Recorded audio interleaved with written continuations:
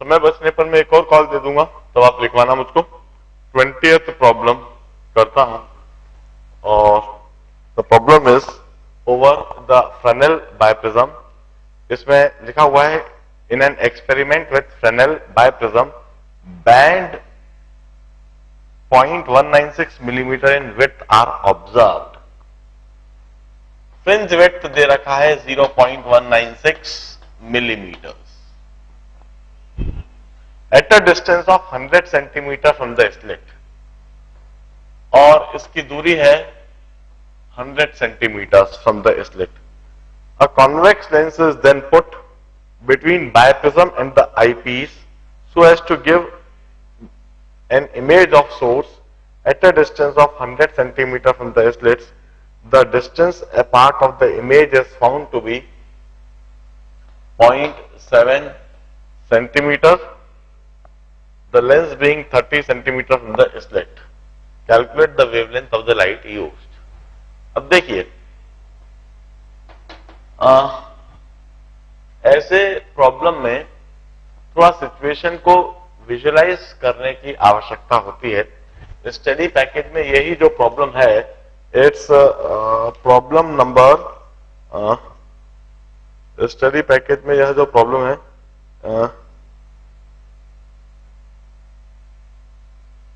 It seems it's problem number somewhere around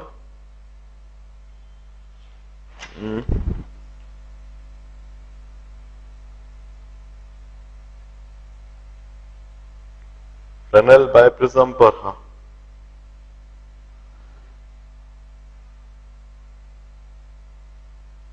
हाँ,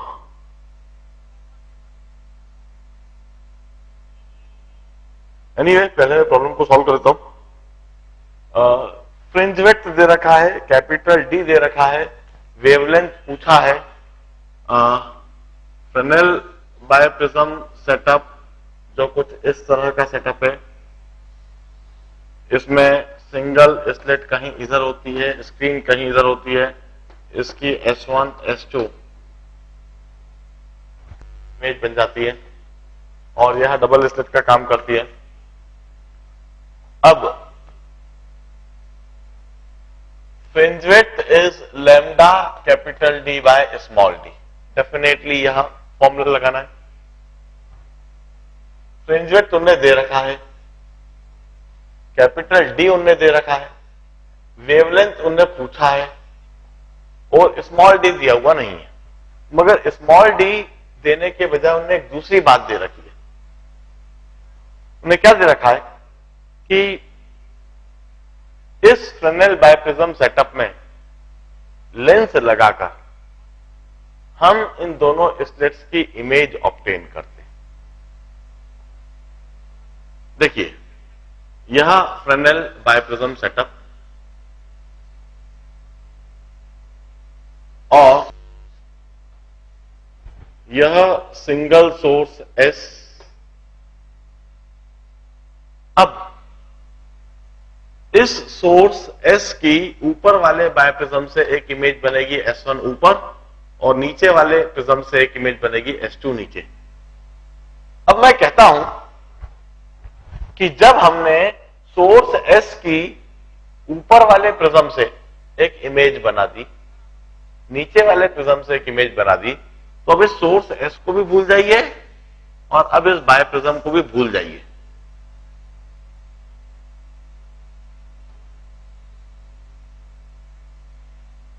अब तो वहां पर एक स्लिट S1 हो गई और एक स्लिट S2 हो गई, जिसके बीच में कुछ दूरी है D।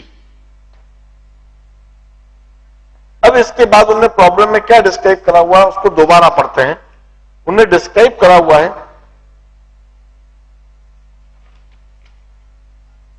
a convex lens is then put between biprism and eyepiece। eyepiece मतलब यह स्क्रीन, और 100 सेंटीमीटर की दूरी पर है यह।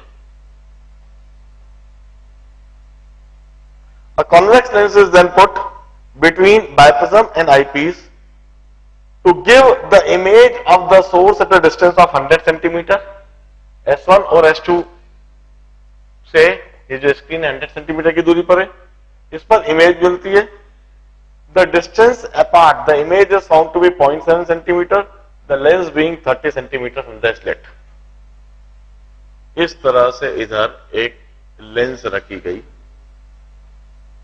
यह लेंस 30 सेंटीमीटर की दूरी पर है और 70 सेंटीमीटर की दूरी पर यह स्क्रीन हो गई।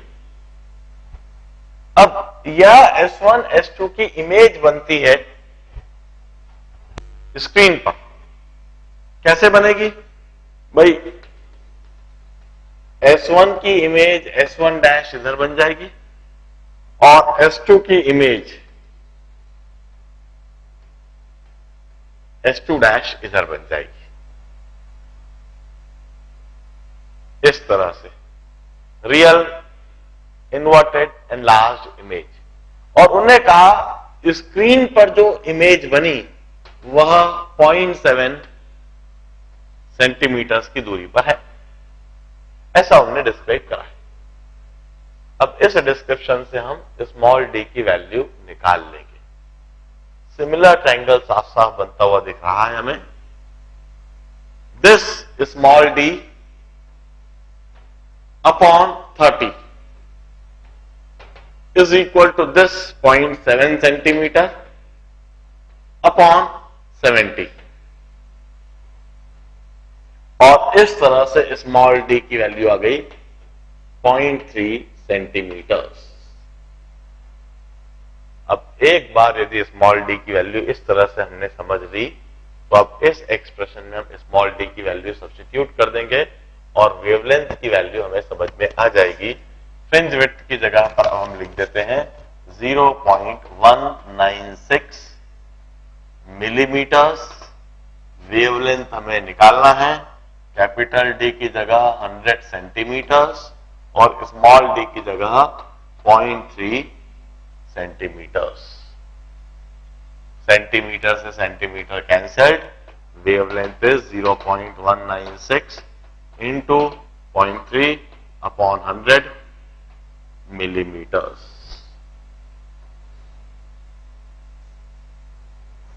In this manner, I'll calculate the wavelength which is asked in that problem. दोबारा पूरे प्रॉब्लम को बड़े ध्यान से पढ़िए और उसको करने के तरीके को समझिए। जो प्रॉब्लम दिया था वो क्या दिया था, इस बात को समझना है और उसके सॉल्यूशन को समझना है।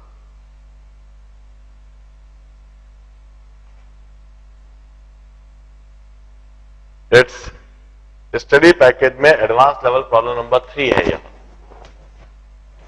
It's advance level problem number 3 ALP का थर्ड है। यह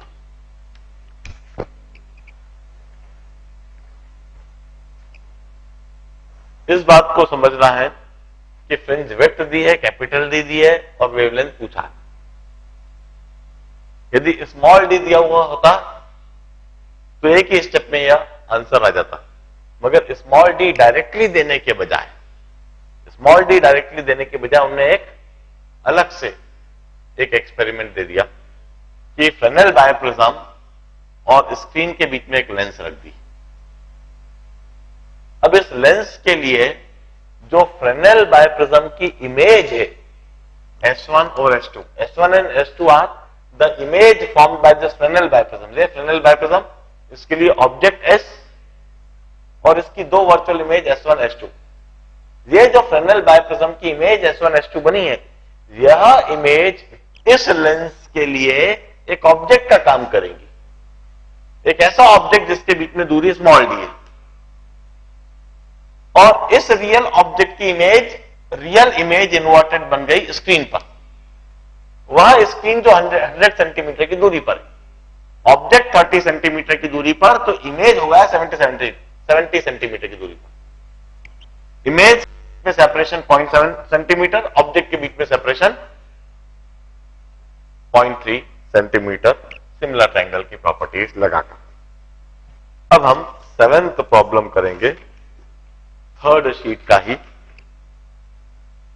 थर्ड शीट का 7th प्रॉब्लम देखिए। 2 M1 and M2 are inclined to each other at an angle of theta, and illuminated slit S is placed in front of them at a distance of 12 centimeter away from parallel to line of intersection of the mirror.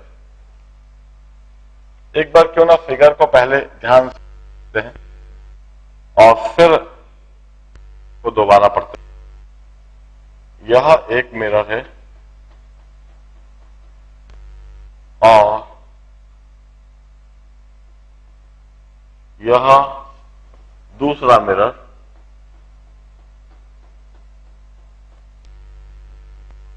दोनों के बीच में angle, यह mirror M1 और यह mirror M2। ऐसा उनने figure में बना रखा है। अब इसके बाद जो मुझे दिख रहा है वो एक सोर्स S इधर बना हुआ दिखता है कहीं, और यह इस मिरर से 12 सेंटीमीटर की दूरी पर दिखता है। Two plane mirror M1 and M2 are inclined to each other at an angle of theta, दिख रहा है यह मुझे, and illuminated slit S is placed in front of them at a distance of 12 centimeter away and parallel to line of intersection of the mirror. Parallel to line of intersection of the mirror. मतलब mirror का intersection ऐसा है तो slit भी board के अंदर की तरफ जाती है ऐसी। मिरर लाइन ऑफ इंटरसेक्शन है वो बोर्ड के परपेंडिकुलर इस तरह से, स्लिट भी ऐसे ही है।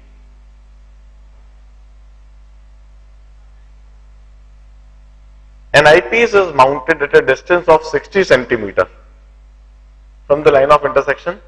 The bandwidth obtained is, इधर एक आईपीस माउंटेड है और यह आईपीस मिरर से 60 सेंटीमीटर की दूरी पर है।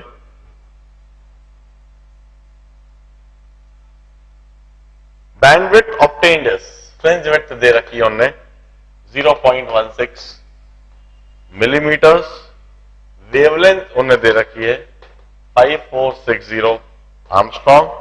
Find the value of theta, theta की वैल्यू पूछिए। देखिए now not a difficult problem, in fact हम सबसे पहले दो स्लिट्स को, जो स्लिट की दो इमेज बनेगी S1 और S2, उनको लोकेट करने की कोशिश करते हैं। मैं इस मिरर M1 पर परपेंडिकुलर ड्रॉप करता हूं और इसकी एक इधर 12 सेंटीमीटर की दूरी पर ऑब्जेक्ट है, तो 12 सेंटीमीटर दूरी पर यह इमेज बनेगी और इस मिरर पर एक परपेंडिकुलर ड्रॉप करने की कोशिश करता हूं और एक इमेज इधर। यह दोनों डबल स्लिट्स का काम करेंगी।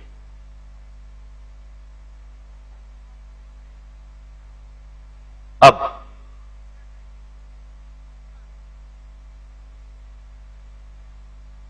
एक बात अच्छी तरह से समझ जाए कि यह मैंने इधर नॉर्मल ड्रॉप करा है, यह इधर नॉर्मल ड्रॉप करा है, और यह एंगल यदि थीटा है तो यह एंगल होएगा 180 माइनस थीटा, तो यह एंगल होएगा थीटा।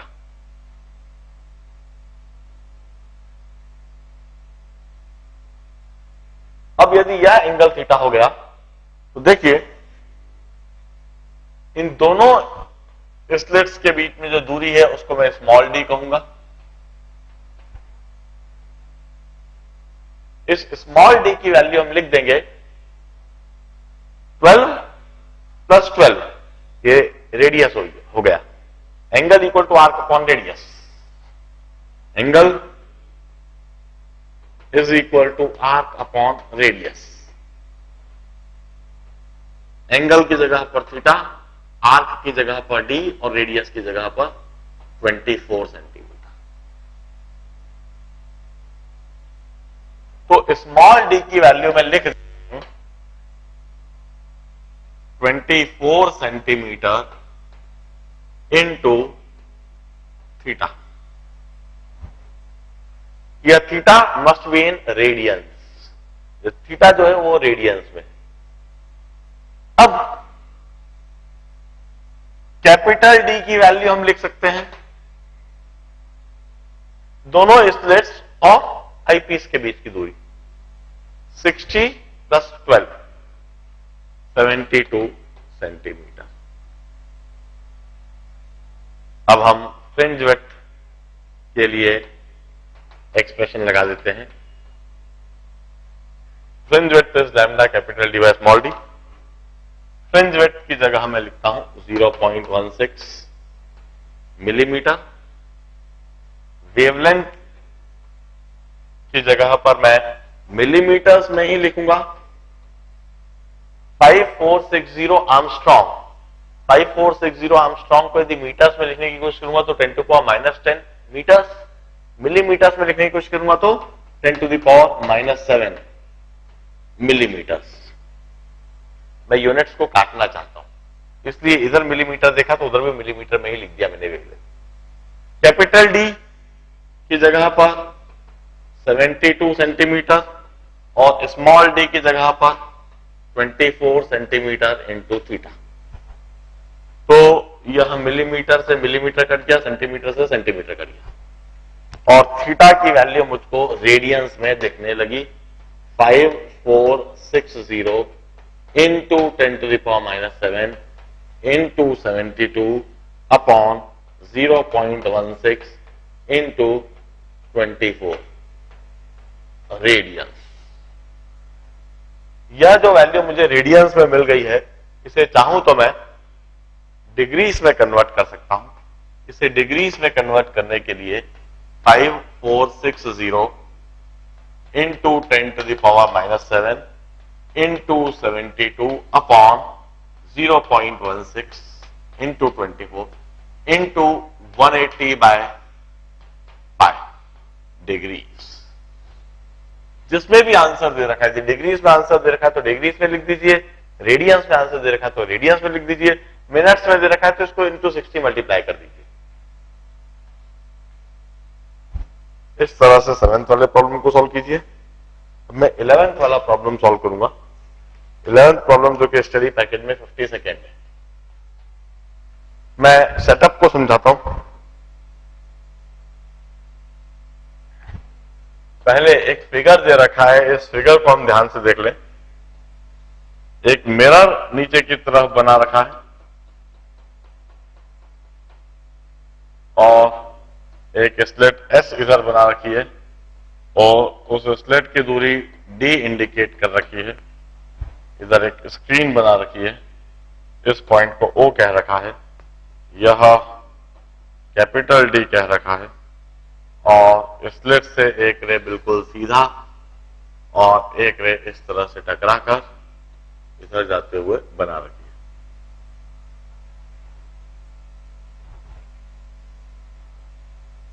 ऑफ कोर्स फिगर देखते से ही मेरे दिमाग में क्लिक हो जाता है the problem is over Lloyd mirror setup. इस फिगर को देखते से लाइड मिरर सेटअप एकदम से हमारे दिमाग में पूरा मिरर सेटअप और उसके लिए कंसेप्ट रिकॉल हो जाना चाहिए। The narrow slit S transmitting light of wavelength lambda, wavelength lambda दे रखा है। A distance of d above large plane mirror as shown in the figure. Yeah, why? The light coming directly from the slit and that coming after reflection at the screen placed at a point just above the mirror, that is above O. At what distance O first maximum occur? ये problem क्यों पूछा मुझे समझ में नहीं आया। ये तो ऐसा कैसे ही क्लास में समझा रखा है। It's light mirror setup for bright at O for first bright at O। खास बात, इस जगह पर लाइट दी जा रही है, किसी तरह का कोई फेस चेंज नहीं है, जबकि इस जगह लाइट एक डेंसर मटेरियल से टकरा के, एक मिरर से टकरा के रिफ्लेक्ट होकर जा रही है। मिरर से टकराने की वजह से, डेंसर मीडियम से रिफ्लेक्ट होने की वजह से यह जो एस डैश सोर्स होगा, पाई के फेस पर होगा, तो कंडीशन उलट जाएगी, कंडीशन उलट जाएगी।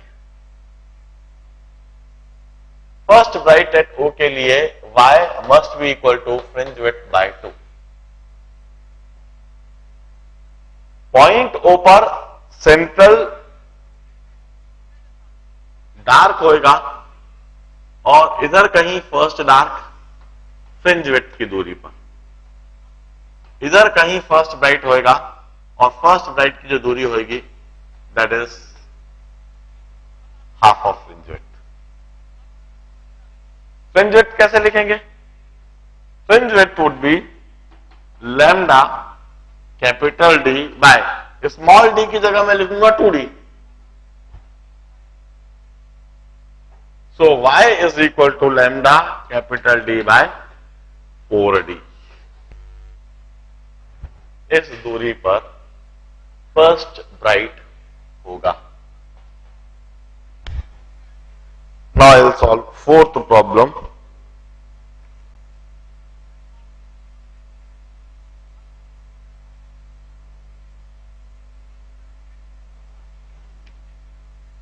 फोर्थ प्रॉब्लम जो कि स्टडी पैकेज में 18th प्रॉब्लम है।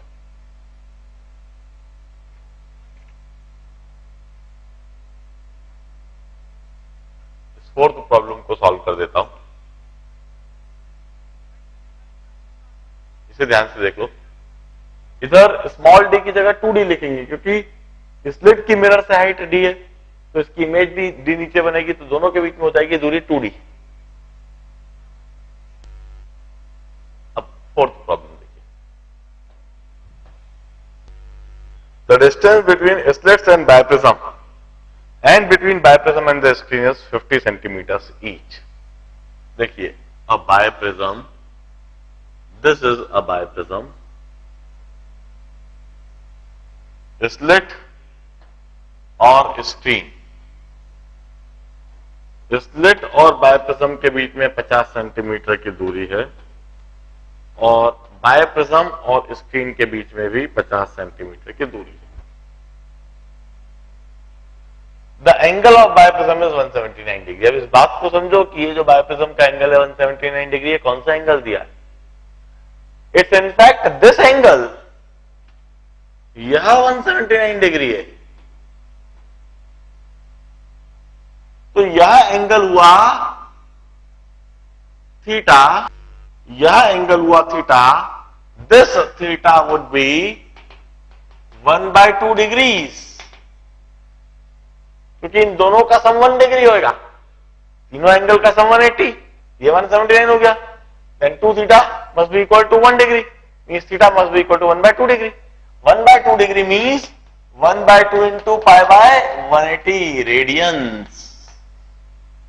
ये थीटा की वैल्यू हो गई। अब रिफ्रैक्टिव इंडेक्स दे रखा है 1.5 और हम अच्छी तरह से जानते हैं deviation is theta into mu minus 1. So this deviation would comes out to be 1/2 into pi by 180 into 1 minus 1 radians. So it's 1/4 into pi by 180 radians. यह एंगल ऑफ डिविएशन हो गया। The distance between successive fringes is this, calculate the wavelength. अब उन्हें fringe width दे रखा है। Fringe width is 0.0135 centimetre. पहले तो हम लिखते capital D is 100 centimetre, small D लिख दें। Small D is 2 times into 50 centimeter into del. Small d would be 100 centimetre into 1/4 into pi by 180, यह स्मॉल डी हो गया।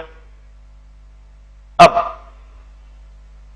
Fringe width is lambda capital D by small D, हमें यहां expression लगा देना है। फ्रिंज विड्थ की जगह पर लिख देता हूं 0.0135 सेंटीमीटर। लैम्डा मुझे निकालना है कैपिटल डी की जगह 100 सेंटीमीटर और स्मॉल डी की जगह 1/4 into pi by 180 centimetre. Centimetre से सेंटीमीटर कैंसल्ड, और इस तरह से वेवलेंथ लैम्डा अब हम लिख देंगे that wavelength lambda would be 0.0135 into 1/4 into pi by 180 upon 100, this much centimeters.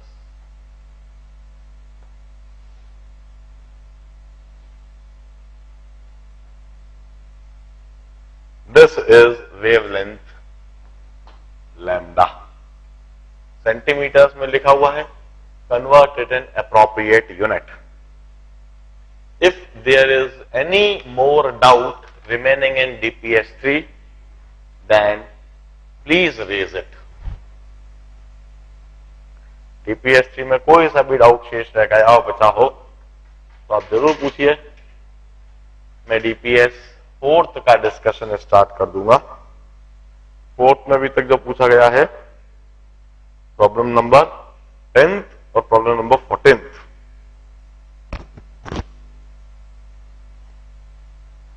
दोनों ही नॉवेल्टी प्रॉब्लम है जो पूछे गए हैं। इनफैक्ट दोनों ही लेंस पर ही है, एक करा दूंगा तो दूसरा बनना चाहिए। इसे देख लीजिए, कोई डाउट हो तो पूछो।